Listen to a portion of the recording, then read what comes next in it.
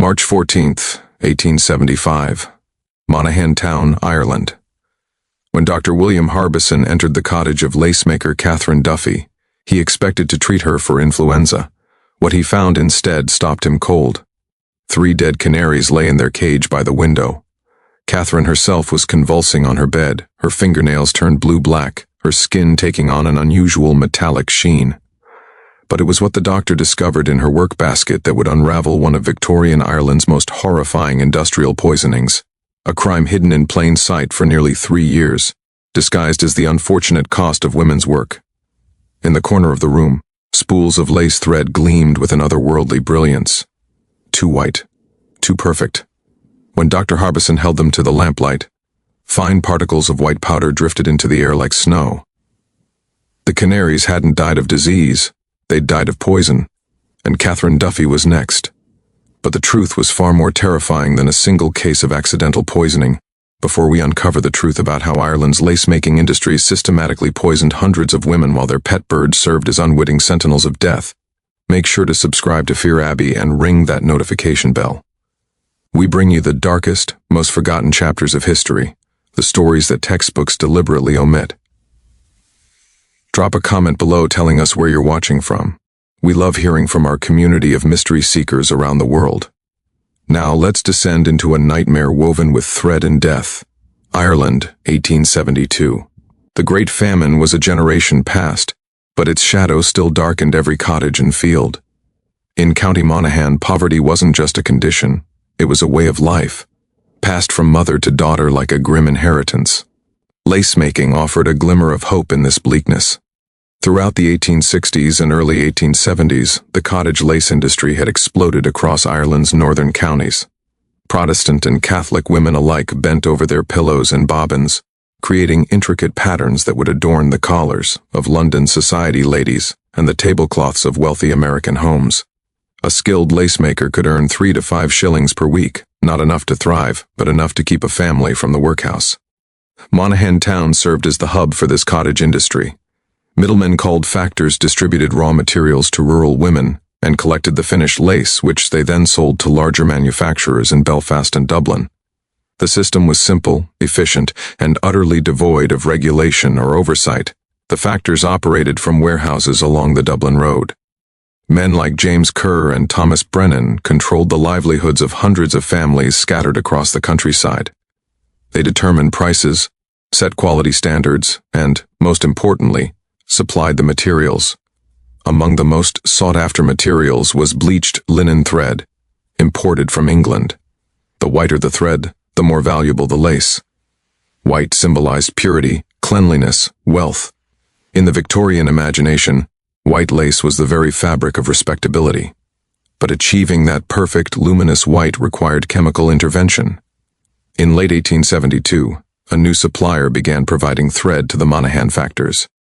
The Harrison Sons Company of Manchester promised thread of unprecedented brilliance and consistency. Their prices undercut competitors by nearly 30%. For factors operating on razor-thin margins, it was an offer impossible to refuse. By January 1873, Harrison thread had flooded the Monaghan cottage industry. Women marveled at its quality. It was softer than previous thread, easier to work with, and it produced lace of extraordinary whiteness. Orders increased. Factors paid slightly better rates for lace made with the new thread. Everything seemed perfect. Mary O'Neill, a widow with 4 children in the townland of Tulliniskia, received her first spool of Harrison thread in February 1873. She kept a diary, a rare luxury for a woman of her station. Her entry from February 12th reads, "The new thread is a blessing from God. My fingers no longer ache so terribly, and the finished work shines like moonlight. Perhaps we shall have meat this Sunday." 3 weeks later, her canaries stopped singing. Within 2 months, Mary O'Neill would be dead at age 34. The cause of death recorded by the local dispensary doctor, consumption and general debility. She was the first, but she would not be the last. Sarah McGuinness noticed it first. Her yellow canary, a cheerful companion during long hours of lace-making, had begun to lose its feathers. By April 1873, the bird refused to eat. It trembled constantly, huddled at the bottom of its cage. Sarah mentioned it to her neighbor, Bridget Donnelly, when they met at the town market. Bridget's eyes widened. Her own canary had died the previous week. She'd thought nothing of it. Birds died after all. But now, hearing Sarah's story, a small seed of unease took root. The women began asking around, at the market, in church, during the monthly gathering where they delivered finished lace to the factors. The pattern emerged slowly, like a design taking shape on a lace pillow. Rose Kelly, canary dead, March 1873. Ellen Murphy, canary sick and refusing to eat, April 1873. Catherine O'Reilly, 2 canaries dead within days of each other, April 1873. All of them worked with the new Harrison thread. All of them kept their birds in the same rooms where they made lace, seeking the companionship during solitary work. When Sarah McGuinness brought her concerns to Dr. Patrick Mooney, the local dispensary doctor, he dismissed them with barely concealed impatience. "Mrs. McGuinness," he said, "birds are delicate creatures. They succumb to drafts, to dampness, to countless ailments. This is hardly a matter requiring medical investigation." The women accepted his explanation. What choice did they have? They were not educated, they were not scientists. They were simply poor women trying to survive, and if their small comforts, their singing birds, were dying, well, life was full of small sorrows. But Sarah McGuinness kept a list in the back of her prayer book. 15 names by the end of May, 23 by the end of June. June brought unseasonably hot weather to Monaghan. The lacemakers worked with windows open, trying to capture any hint of breeze. The heat made the work harder. But it wasn't just the heat that was causing problems. Margaret Flynn, age 42, mother of 6, began experiencing severe headaches in early June. They started behind her eyes, a dull pressure that built throughout the day. By evening, she could barely see to cook dinner. Her husband, a laborer on a nearby estate, told her to rest. She couldn't afford to rest. The lace had to be finished. The headache spread through the community like a contagion. By mid-July, nearly every lacemaker in the Monaghan network reported the same symptoms: crushing head pain, sensitivity to light, nausea, a strange metallic taste in the mouth. Dr. Mooney attributed it to eye strain and the summer heat. He prescribed rest and cool compresses. The women could not rest. They had quotas to meet, families to feed. Then came the stomach pains. Anne Cassidy doubled over her lace pillow on July 23, 1873. The cramping was so severe she thought her insides were tearing apart. Her daughter, 12-year-old Nora, ran for the doctor. By the time Dr. Mooney arrived, Anne was vomiting violently, her skin pale and clammy. "Food poisoning," the doctor declared. "Have you eaten any tainted meat?" Anne shook her head weakly. They rarely had meat: potatoes, milk, bread, the same things they'd eaten for years. Within a week, 6 more women reported identical symptoms: severe abdominal cramping, vomiting, diarrhea. Some recovered after a few days of misery. Others grew progressively weaker. The factors began to whir. Not about the women's health, but about production. If the lacemakers were too sick to work, profits would suffer. James Kerr visited several of the affected women, bringing small gifts of tea and sugar, encouraging them to persevere. "The work must continue," he told them. "Your families depend on it." They knew this. They had always known this. So they worked through the pain. By October, a new symptom emerged that could not be ignored or attributed to common ailments. The women's hands were changing. Bridget Donnelly noticed it first on her own skin. Dark patches appeared on her palms and fingers, like dirt she couldn't wash away. The skin became thick, almost scaly. Her fingernails developed strange white lines running horizontally across them. She showed her hands to the other women at the next lace delivery. They stared in recognition and horror. They all had the marks. Some worse than others, but present on every woman who worked regularly with the Harrison thread. Rose Kelly's hands had developed small, hard nodules beneath the skin. Catherine O'Reilly's fingertips had gone numb. She could barely feel the delicate thread anymore, and her work suffered because of it. Ellen Murphy's skin had taken on an odd, grayish pallor that no amount of washing could remove. This time, when they approached Dr. Mooney, he could not dismiss their concerns so easily. The physical evidence was undeniable. He examined several of the women, noted their symptoms in his record book, and promised to consult with colleagues in Dublin. But before he could do so, the first woman died. Mary O'Neill's decline had been gradual, almost imperceptible. The headaches, the stomach pains, the skin changes. She experienced them all, but continued working. A widow could not afford weakness. Her children needed food, clothing, shelter. By November, she could barely hold her bobbins. Her hands shook constantly. She'd lost 2 stone in weight, her face gaunt and skeletal. But what truly terrified her daughter, 15-year-old Kate, was her mother's confusion. Mary would forget where she was, forget what she was doing. She would stare at her hands as if they belonged to someone else. On November 12, 1873, Mary O'Neill suffered what witnesses described as a fit. Her body convulsed violently. Foam appeared at her mouth. Her daughter held her as she thrashed, helpless and terrified. Dr. Mooney was summoned. He administered laudanum to calm the convulsions, but Mary's condition only deteriorated. Over the next 3 days, she slipped in and out of consciousness, her breathing shallow, her pulse weak and irregular. She died on November 15th, with her 4 children gathered around her bed. Dr. Mooney recorded the cause of death as consumption and nervous debility. He did not perform an autopsy. Autopsies were rarely conducted on poor women in rural Ireland. Their bodies were not considered worthy of scientific investigation. Mary O'Neill was buried in Latlerkin Cemetery on a cold, rainy November morning. The other lacemakers attended the funeral, standing in a silent cluster around the grave. They knew, even if they couldn't articulate it, even if no one would listen to them, they knew. Something was killing them, and it was in the thread. If this story is giving you chills, hit that like button. The investigation is about to take a turn that will expose one of the Victorian era's most callous industrial crimes. Share this with someone who loves dark mysteries and true historical horror. Let's discover what happens next, when one doctor finally decides to listen to the women everyone else had dismissed as hysterical. Dr. William Harbison was not from Monaghan. He'd arrived in March 1875 as a replacement for the aging Dr. Mooney, who'd retired to live with his daughter in Cork. At 32, Harbison was young, energetic, and trained in the latest medical theories at the Royal College of Surgeons in Dublin. He'd heard the stories about the sick lacemac. Dr. Mooney had left brief notes in the practice records. Chronic complaints among cottage workers, likely hysteria and poor nutrition. Harbison might have accepted this diagnosis if not for Catherine Duffy. When he entered her cottage that March afternoon, he immediately noted the dead canaries, 3 of them, stiff and cold in their cage. His medical training had included a module on industrial poisoning, a growing concern in Britain's factories. One of the warning signs of certain poisons was their effect on animals, particularly birds. Catherine Duffy's symptoms matched nothing Harbison had seen in ordinary illness.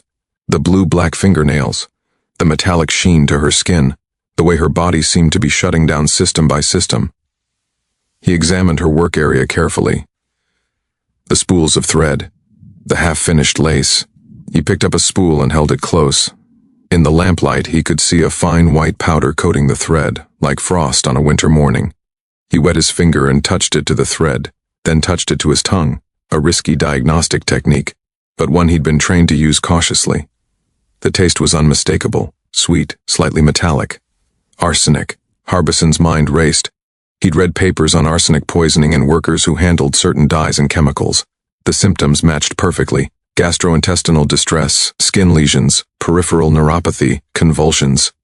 He immediately sent samples of the thread to Dr. Samuel Gordon, a chemist at Queen's College in Belfast, with an urgent request for analysis. Then he began a systematic examination of every lacemaker in the Monaghan network who would consent to see him. The scope of the poisoning became clear within days. Of the approximately 300 women working with Harrison thread, over 200 showed symptoms of chronic arsenic exposure. 17 had died in the previous 2 years, all attributed to other causes: consumption, nervous debility, heart failure, general decline. Dr. Gordon's analysis came back on March 22, 1875. The thread was saturated with arsenic trioxide, white arsenic, the same substance used in rat poison. The concentration was staggering. Approximately 15% of the thread's weight was pure poison. "I have never encountered such gross contamination in a commercial product," Gordon wrote. "The workers handling this material are essentially coating their hands in poison for hours each day. The fine particles become airborne, are inhaled, absorbed through the skin. This is not accidental contamination. This level of arsenic can only be deliberate." But why? Why would a thread manufacturer deliberately poison its product? The answer lay in the economics of Victorian textile manufacturing. Arsenic compounds produced the whitest, brightest bleaching effect. They were cheap, effective, and widely used, but typically in carefully controlled industrial settings, not in products meant to be handled intimately by workers for hours on end. Harrison's sons had taken a substance meant for industrial bleaching and applied it to thread that would be touched, manipulated, held close to faces and mouths by cottage workers. They had valued profit over safety, counting on the fact that poor Irish women had no voice, no power, no means of demanding accountability. Dr. Harbison documented everything. He photographed the women's hands. He collected samples of the thread. He interviewed over 50 lace makers, recording their symptoms in meticulous detail. On April 3, 1875, he sent a comprehensive report to the local government board in Dublin, demanding immediate action. What authorities discovered next would reveal a conspiracy that extended far beyond one unscrupulous manufacturer. The local government board responded with characteristic bureaucratic slowness. Dr. Harbison's report arrived on April 10, 1875. It sat on a clerk's desk for 2 weeks before being forwarded to the appropriate department. Another week passed before anyone actually read it. Finally, on May 5th, Inspector Thomas Williamson was dispatched to Monaghan to investigate the claims. Williamson was a career bureaucrat, more concerned with procedure than justice. He interviewed Dr. Harbison, examined the thread samples, and spoke briefly with 3 of the affected women. His initial assessment, recorded in his field notes, dripped with condescension. The women appear to suffer from various ailments common to their class and station. Whether these ailments result from the thread or from poor nutrition, inadequate housing, and general debility remains unclear. Dr. Harbison was furious. He presented Williamson with Dr. Gordon's chemical analysis, with detailed medical records, with photographic evidence. Still, Williamson hesitated. Moving against a Manchester manufacturer would have commercial and political implications. Then Catherine Duffy died. It happened on May 18, 1875. Despite Dr. Harbison's best efforts to treat her arsenic poisoning, her death created something that bureaucrats understood: public scandal. A local journalist, Michael Brennan of the Northern Standard, had been following the story. When Catherine Duffy died, he published an explosive article titled, "The Lacemaker's Plague: Industrial Poison Kills Irish Women While Authorities Dawdle." The article was reprinted in Dublin papers. Questions were raised in Parliament. Suddenly, the dead and dying women of Monaghan were no longer invisible. The investigation accelerated. Inspectors descended on the factor's warehouses. They seized records, inventories, correspondence. What they discovered was damning. James Kerr and Thomas Brennan, the primary factors in Monaghan, had known about the arsenic. Correspondence between Kerr and Harrison's sons, dating back to December 1872, explicitly discussed the enhanced bleaching agents in the thread. A letter from January 1873 mentioned minor complaints from workers regarding skin irritation, and Harrison's assurance that such effects are temporary and pose no serious health risk. They had known, and they had continued to distribute the poison, but the investigation also revealed something more disturbing. Harrison's sons was not an isolated case. The practice of using arsenic compounds in textile bleaching was widespread throughout the British textile industry. The difference was that most manufacturers used it in factory settings, where exposure was supposedly controlled. Harrison had simply applied industrial techniques to cottage-produced goods, never considering or caring about the consequences. The Crown brought charges against Harrison's sons in August 1875. The company was charged with criminal negligence resulting in death and knowingly distributing adulterated goods. The trial began in Manchester in October 1875. It lasted 3 weeks. Harrison's sons' defense was brutally simple: the workers had mishandled the product. They argued that proper precautions, washing hands frequently, working in well-ventilated areas, not touching the thread to their faces, would have prevented the poisoning. The fact that poor Irish cottage workers lacked running water for frequent hand washing, worked in cramped, poorly ventilated cottages, and often held thread in their teeth while working was, according to the defense, not the manufacturer's responsibility. "We cannot be held liable for the primitive conditions in which these women choose to work," the defense attorney argued. "Our product is perfectly safe when handled with appropriate industrial protocols." The jury, composed entirely middle-class English men, deliberated for 7 hours. Harrison's sons was found guilty of distributing adulterated goods, a misdemeanor. They were fined $500, a sum that represented less than 2% of their annual profits. The charge of criminal negligence was dismissed. The judge ruled that the company could not be held responsible for deaths that resulted from improper use of their product by uneducated workers. No one went to jail. James Kerr and Thomas Brennan were never charged. As distributors, not manufacturers, they were deemed to have no criminal liability. Both men continued operating as factors in Monaghan, though they switched to different thread suppliers. The women suffered most, as they always had. Of the 200 women Dr. Harbison identified as poisoned, at least 23 died between 1873 and 1877. The actual number is likely higher. Many deaths in rural areas went unrecorded or were attributed to other causes. Those who survived faced chronic health problems. The arsenic had damaged their nervous systems, their digestive systems, their kidneys. Many could no longer work as lacemakers due to nerve damage in their hands. Some went blind. Others suffered from persistent pain that never fully resolved. There was no compensation, no fund for victims, no government assistance. Sarah McGuinness, who had first noticed the dying Canaries and kept the list of affected women, survived the poisoning but lost the use of her right hand. Unable to make lace, she took in washing, a more physically demanding but less profitable occupation. She died in 1891 at age 56, her death certificate listing chronic renal failure, a common result of long-term arsenic exposure. Bridget Donnelly lived until 1903. In her later years, she spoke to anyone who would listen about the poisoning, becoming something of a local fixture, an old woman with terrifying stories that younger generations dismissed as exaggerations. Kate O'Neill, Mary's daughter, who had held her mother during those final convulsions, emigrated to America in 1878. She never married, never had children. In a letter to her sister written in 1902, she confessed, "I still dream of Mother's hands, how they shook, how the skin had gone gray and scaly. I still smell that sweet, strange smell that came from the thread. I carry Ireland with me, but not in my heart, in my nightmares." What most people never learned was how close this story came to complete suppression. After the trial, the local government board conducted an internal review. The findings were shocking. Inspectors had received complaints about the Harrison thread as early as April 1873, a full 2 years before Dr. Harbison's intervention. These complaints had been filed and forgotten, deemed too insignificant to warrant investigation. The review documented a pattern of deliberate negligence. Reports ignored, complaints dismissed, women's concerns treated as hysteria. The board's solution was to bury their own review.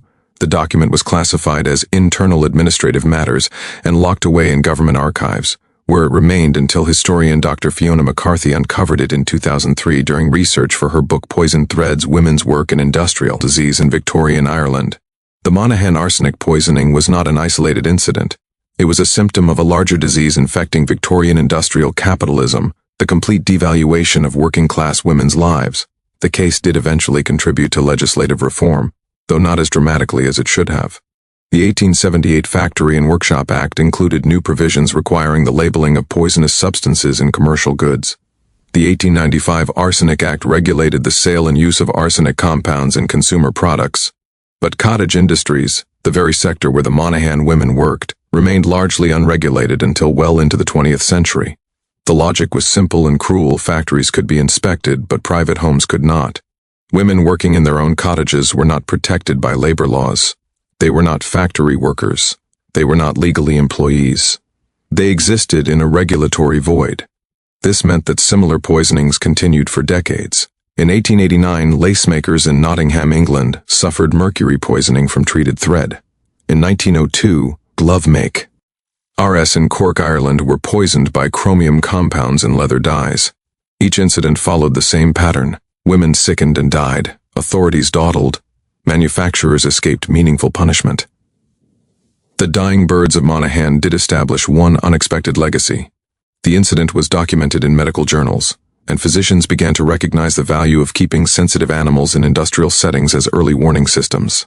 This principle would later be applied formally in coal mines, where canaries were used to detect carbon monoxide and other toxic gases. The phrase "canary in the coal mine" has its roots partially in cases like Monaghan, where animals served as inadvertent sentinels of human danger. The irony is bitter. Society valued birds as poison detectors while simultaneously dismissing the women who died alongside them. Perhaps the most disturbing aspect of the Monaghan case is how perfectly it illustrated the mechanisms of industrial exploitation. Harrison's sons made a calculated business decision: use cheap, dangerous chemicals to undercut competitors, knowing that the workers exposed to those chemicals had no legal power, no economic alternatives, and no social standing to demand accountability. When the poisoning was finally exposed, the punishment was trivial. A small fine, no criminal convictions, business as usual within months. This pattern would repeat throughout industrial history. The Triangle Shirtwaist Factory fire in 1911, the Radium Girls of the 1920s, asbestos exposure throughout the 20th century. Different industries, different poisons, same fundamental dynamic, profit valued over human life, particularly when those lives belong to poor women. Dr. Harbison's documentation of the Monaghan poisoning became a crucial resource for early public health researchers. His careful recording of symptoms, his insistence on listening to the women's own accounts of their illness, helped establish protocols for investigating occupational diseases. The women themselves, through their persistence in reporting symptoms and connecting patterns, demonstrated the importance of worker testimony in identifying industrial hazards. Their observations about the dying canaries, the timing of illnesses, the connection to specific thread supplies, all of this constituted a form of lay epidemiology that preceded formal scientific recognition. This would become a template for future occupational health investigations. Workers often know something is wrong long before scientists can prove it. The challenge is getting anyone in power to listen. In Monaghan itself, the poisoning left scars that lasted generations. The cottage lace industry never fully recovered.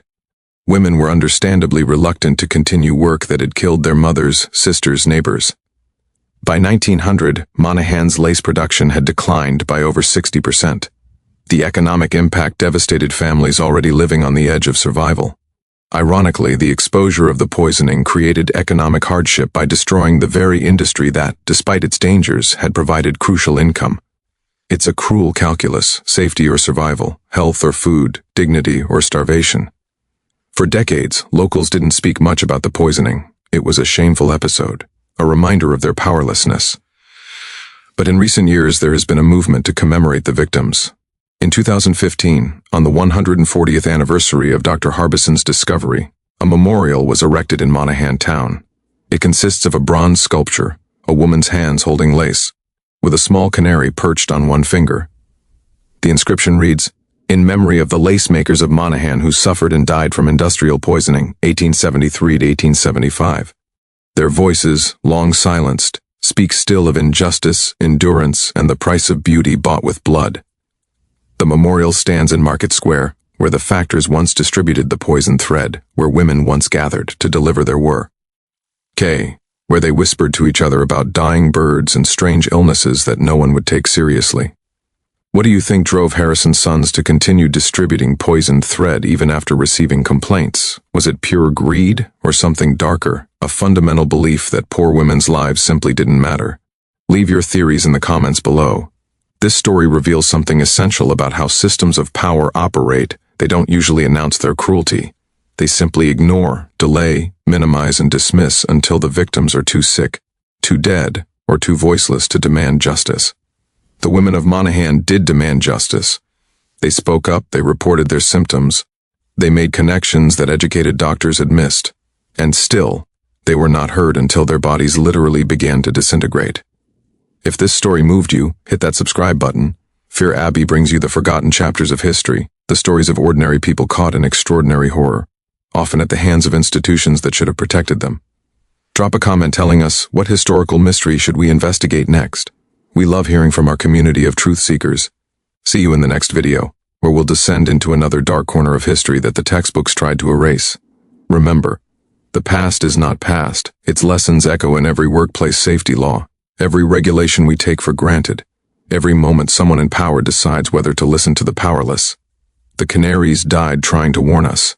The least we can do is remember why,